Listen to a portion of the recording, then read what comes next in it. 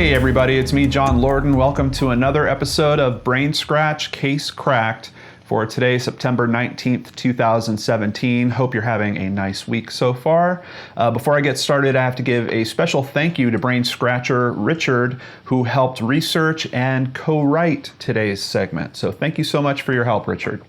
With that being said, today we are looking into the case of the murder of Trent DiGiuro. Lexington, Kentucky, July 17th, 1994. University of Kentucky offensive lineman Trent DiGiuro was enjoying his summer break before his final year at UK, where he would finally be a starter on the football team. Trent was known as a good guy who would frequently stand up for his friends, and he liked meeting people from many different social groups and walks of life. He even decided against joining any particular fraternity so he wouldn't be keyed into a specific social circle. He was living in a house that he had rented on Woodland Avenue with 3 of his teammates, and they were having a party for his upcoming 21st birthday. At one point, a truck full of male students pulled up and started hooting at the girls at the party. Trent's friends told the guys that it was a private party and to get lost. The men left. Around 2:30, the party was winding down, and Trent was sitting in a chair on the porch talking to a few friends when he was shot by a single bullet through his left ear, killing him instantly. Partygoers knew nothing, only hearing a single gunshot. Police arrived and investigators started their work. Trent's father, Mike, received the phone call before 5 a.m. that no parent ever wants to get. The investigators initially assumed that it might be someone who was attending the party, so they performed gunshot residue tests, or GSRs, on everyone and theorized that the person likely walked up the side of the house, shot Trent from the side of the porch, and then made their way back away from the front, heading towards the backyard. They also heard about the truck full of males and decided to look further into that, thinking it might be a possible motive, but that lead didn't pan out. They would also later find out that their initial theory was not holding up when the GSRs showed no one at the party had fired the shot, and ballistics tests on the bullet fragments showed that it was a copper-jacketed round and that it came from a high-powered .243 rifle. Investigators revised their theory and began looking for areas that would have given someone a clean shot of Brent on his porch. They discovered, less than 100 yards away, a tree with some shrubs below it in a neighbor's yard that could provide good coverage and a solid vantage point to make the shot. On the ground beneath the tree, they found divots, indicating that the shooter set up the .243 rifle on a bipod, positioned the sights on the left side of Trent's head, likely when his head was turned to speak to someone, and pulled the trigger. Police had no clue who the assassin was or why Trent was murdered. The case would eventually go cold. Coverage of the case on America's Most Wanted would give the police a potential lead based on a tip that was called in. They found someone who appeared to be obsessed with the case, and he also owned a .243 rifle. However, their experts said it was not the same rifle that was used to kill Trent. Another lead would come in early 2000 when Amy Lloyd, an ex-girlfriend of a man named Shane Ragland, contacted a Lexington, Kentucky attorney who in turn contacted the authorities and kept Amy's identity anonymous. She had recently seen some news coverage about the anguish that Trent's family was still going through, and she decided to pass on some critical information: that Shane Ragland had confessed to her that he had killed Trent. Ragland was also a student at UK and lived only a few doors down from Trent at the time of his murder. Amy's fear of Ragland was immense, and she initially refused to get involved. However, eventually she agreed to a very specific plan.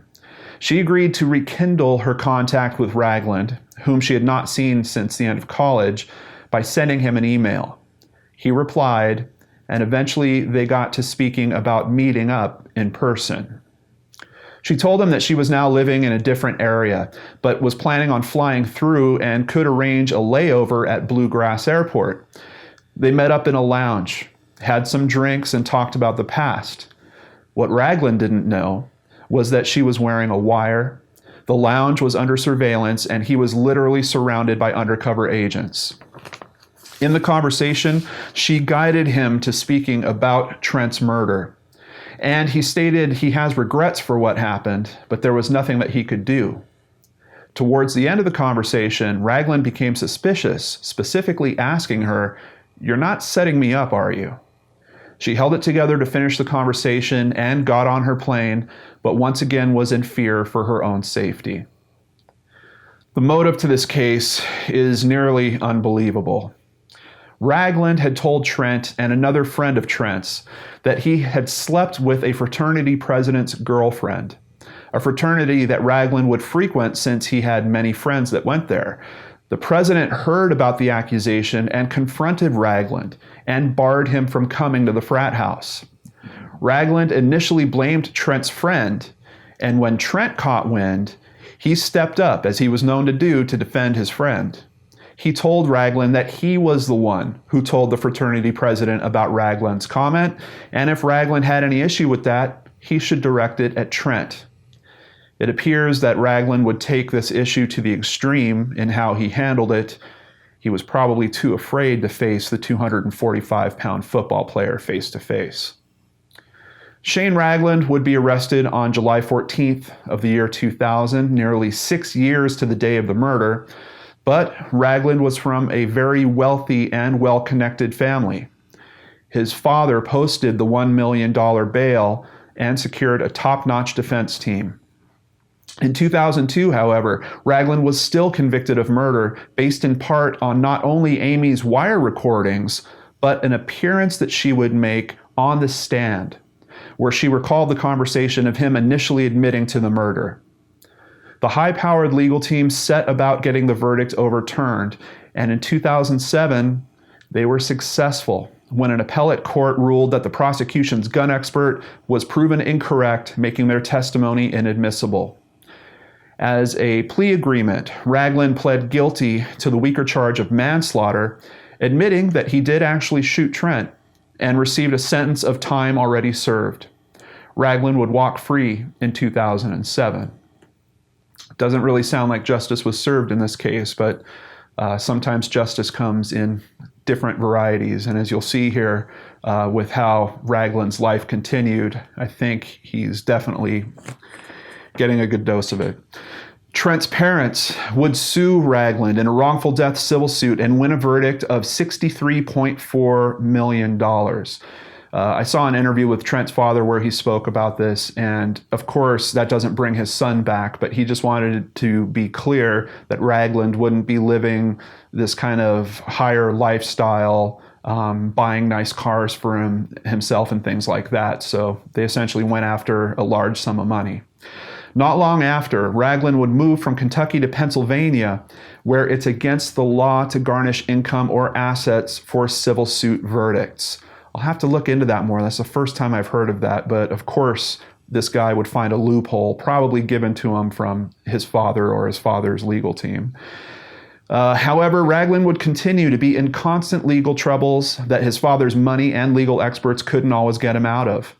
In 2009, he served a 90-day jail sentence for an October 2008 hit and run in Beaver County, Pennsylvania, during which, when he was arrested, his blood alcohol content was 0.252. That's an amazingly high BAC. In 2012, a single vehicle accident in which Ragland was driving left him paraplegic. Somehow Ragland had gotten Florida-based charity, the Darrell Gwynn Foundation, to donate to him a customized wheelchair at a public ceremony until community members and media raised their voices about his past convictions. The charity said it was unaware of Ragland's past and immediately issued a public apology and rescinded the offer. Despite his paralysis, Ragland had an emergency protective order, or an EPO, issued against him in 2013 for domestic violence against his girlfriend and her children. His girlfriend's ex-husband stated that his children were coming home with bruises and finger marks on their arms, and that his children told him of a specific incident where Ragland was hitting their mother and her son while the oldest daughter had to run and get police. A judge would later change that EPO to a domestic violence order, or a DVO. The DVO would prevent Ragland from being around those children for a year. During that time, the girlfriend would once again file for a different EPO to protect herself. Despite Ragland supposedly beating her with a metal rod, she would later petition the court to drop the order that she herself had requested so that he could move in with her. Quote, "We have a special relationship, even though on paper it sounds horrible," she told one judge. Mike DiGiuro, Trent's father, said when he had finally learned of Shane's latest legal challenges, quote, "It's a shame Shane hasn't learned anything in his past experience." And I think he really sums it up. It seems like this guy just won't learn. It's amazing to me that he will go from issue to issue like this. His father helping to get him out of having to pay for things that he's done in the past doesn't seem to be guiding him towards any sort of wisdom about what he's doing in his present or with his future. But I really wanted to point out that I think for this story in particular, Amy is really the hero, but she's also the one that kind of gets ultimately burned. The ex-girlfriend that's brave enough to step up, to give authorities the final piece, the major break in the case that's needed. Not only does she give them the information, but then goes essentially undercover to get more information, to get a recording of him talking about this murder, then goes beyond that and actually winds up in court on a stand. And to find out that only a few years later, this guy is released, his charges are reversed, and he takes a lesser charge. I don't know. From what I've heard, I watched one television special about this, which I highly recommend. It's called Sins and Secrets. Season 2, Episode 1 is specifically all about this case. I guess Amy has since gone into hiding. I've seen some other information. Richard had sent me some information that makes it look like she might be in witness protection, but the TV show wasn't very clear about that. But in any case, no one knows where Amy now is. I just hope that she feels safe and comfortable with what she did, trying to do the right thing. And even though he only served a much smaller number of years than he should have, hopefully she knows that he is receiving some justice from some very interesting directions. And I don't think his life's going to get much better if he just stays on this track. But she's the hero in my book for this one. Thank you so much for spending some time with me on today's episode. I appreciate each and every one of you out there that watches the show and helps support me, keeps me here doing what I love. Take care, have a great day, and I'll see you back here tomorrow on the Lord and Arts channel.